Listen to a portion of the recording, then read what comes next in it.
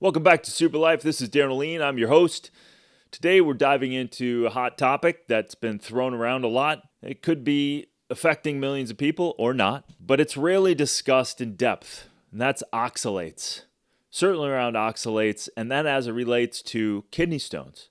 There's a bunch of other things that we need to think about and consider, and usually it's lost into reductionism when people just say one thing and say it's going to have all these effects.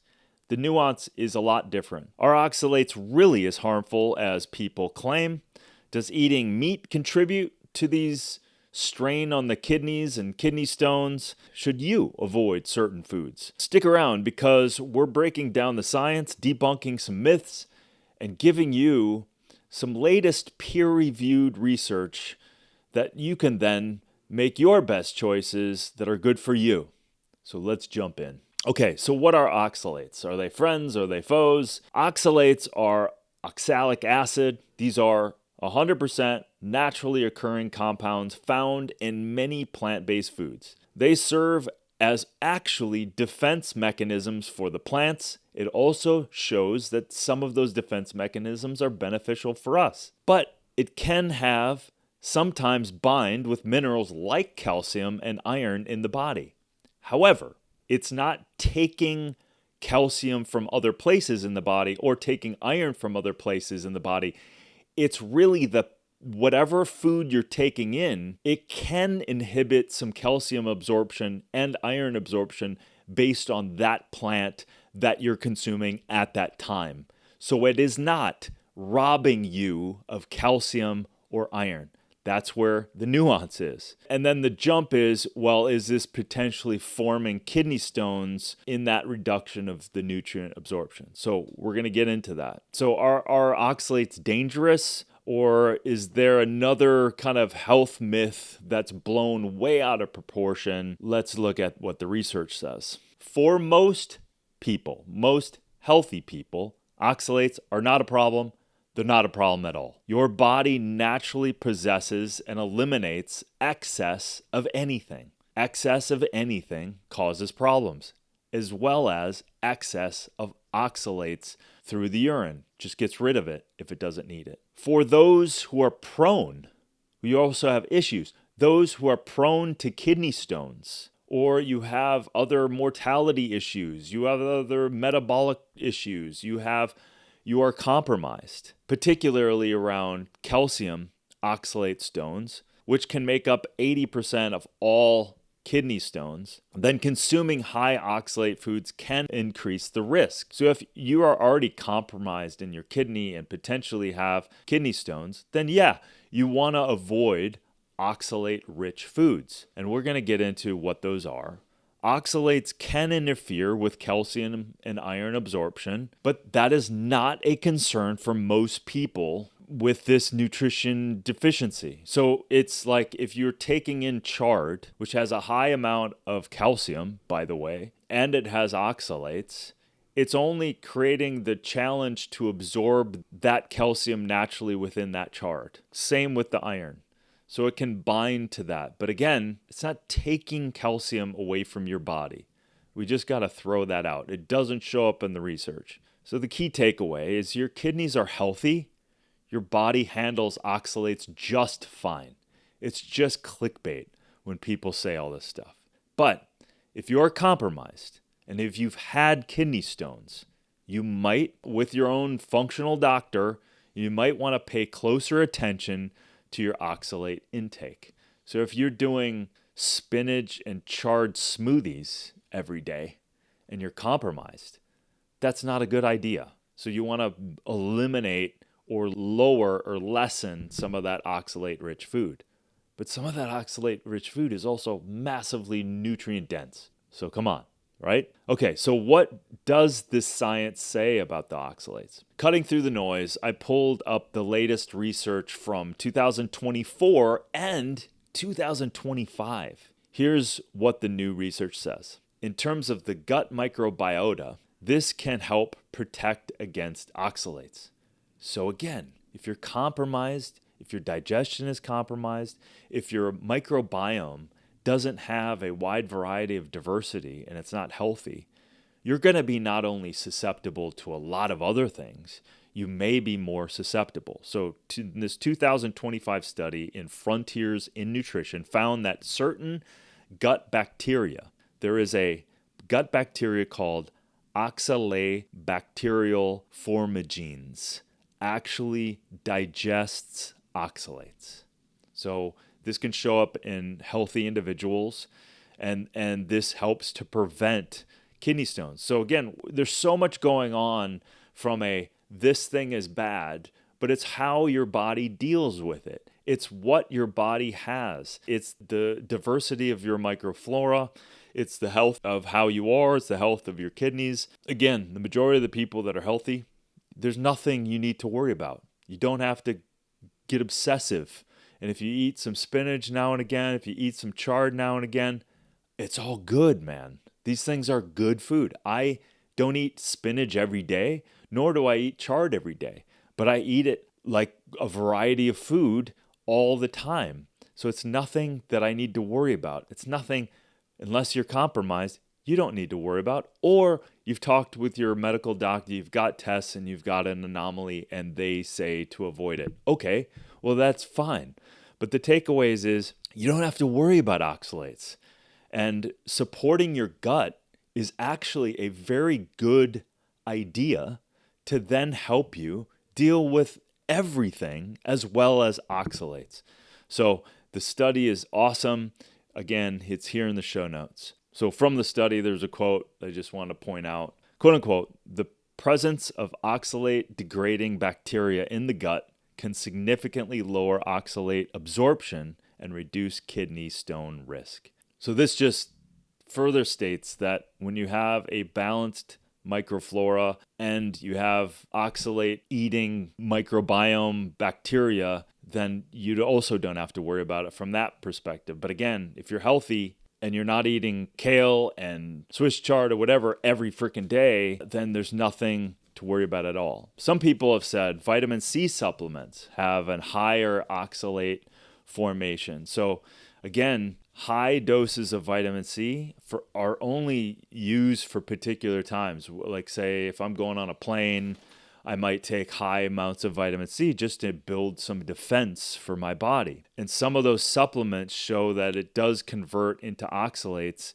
and could increase, if you're compromised, kidney stone risk. But the 2025 study in the journal Nutrients found no significant increase in urinary oxalates from vitamin C intake. So again, nothing to worry about. If you're taking vitamin C in moderation and you're taking it periodically and times that you feel like you need it, again, nothing to worry about. So another cool thing, and this goes back to the gut, because cooking reduces oxalates.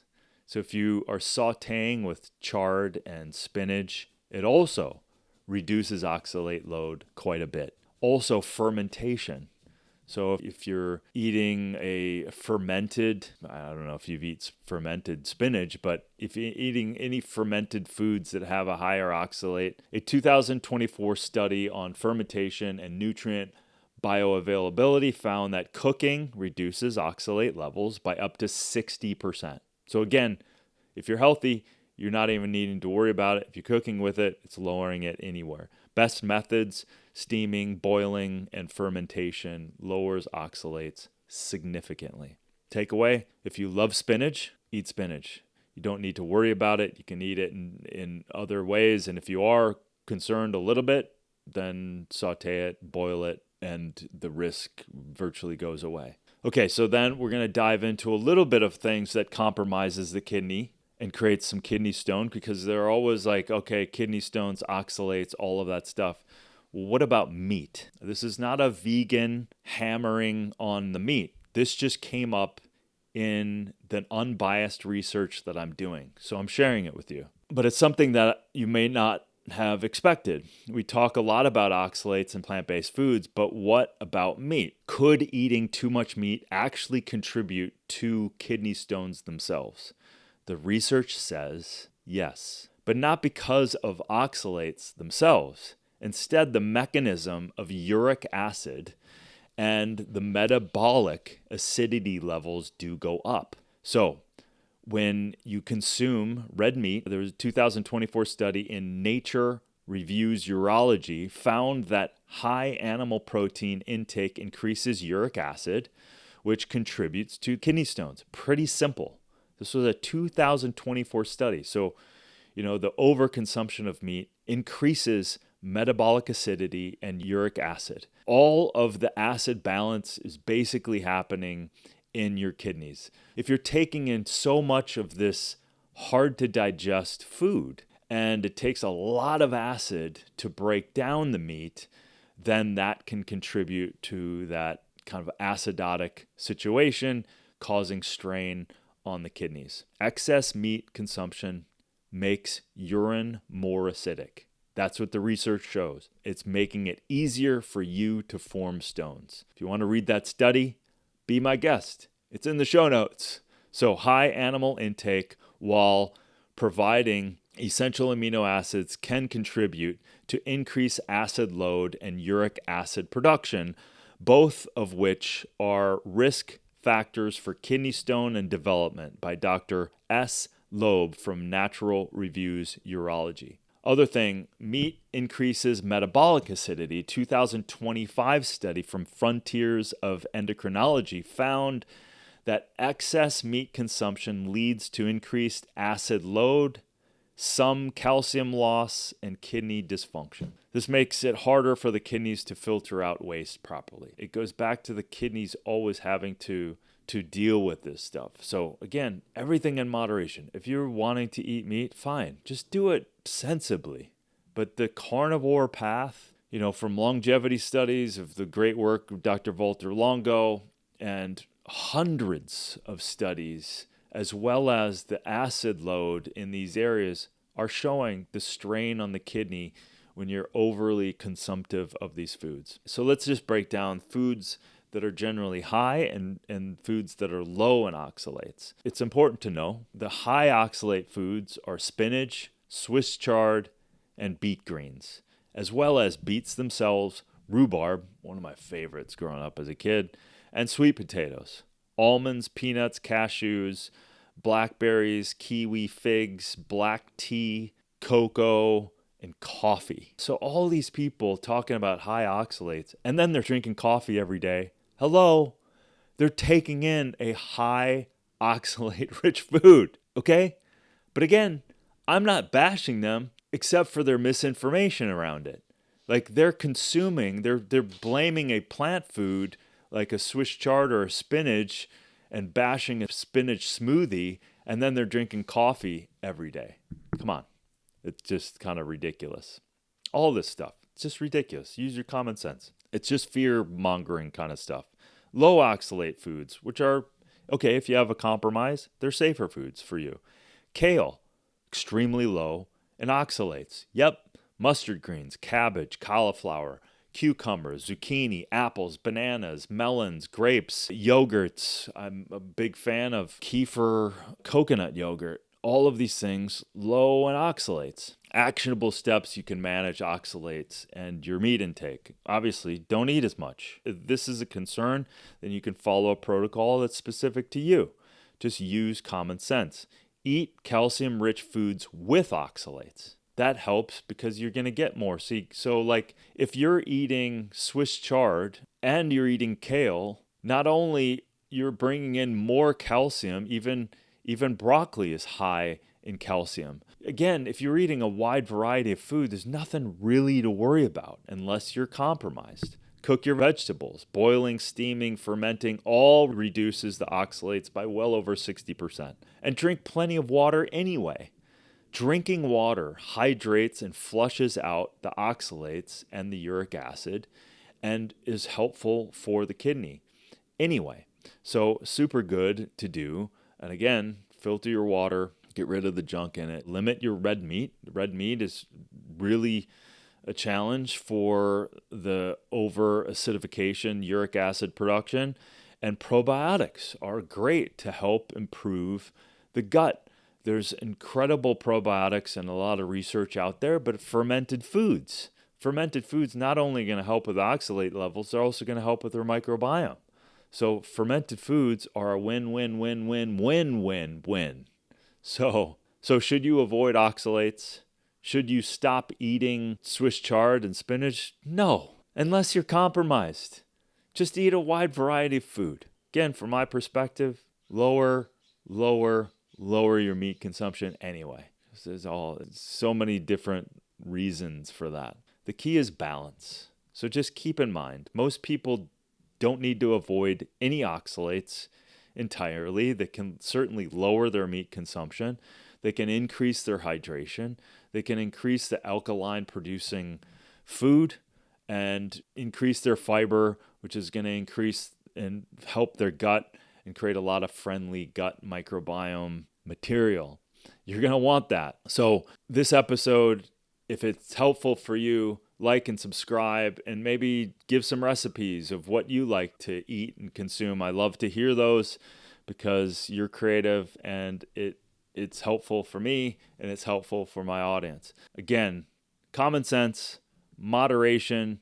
No need to clickbait this stuff and get all fearful of your spinach and chard and beets. Everything in moderation. Don't worry about oxalates. It's all good. I want you to have a super life. I want you to keep optimizing. Knowledge is power only when you take action on it. Okay? Love you. Peace.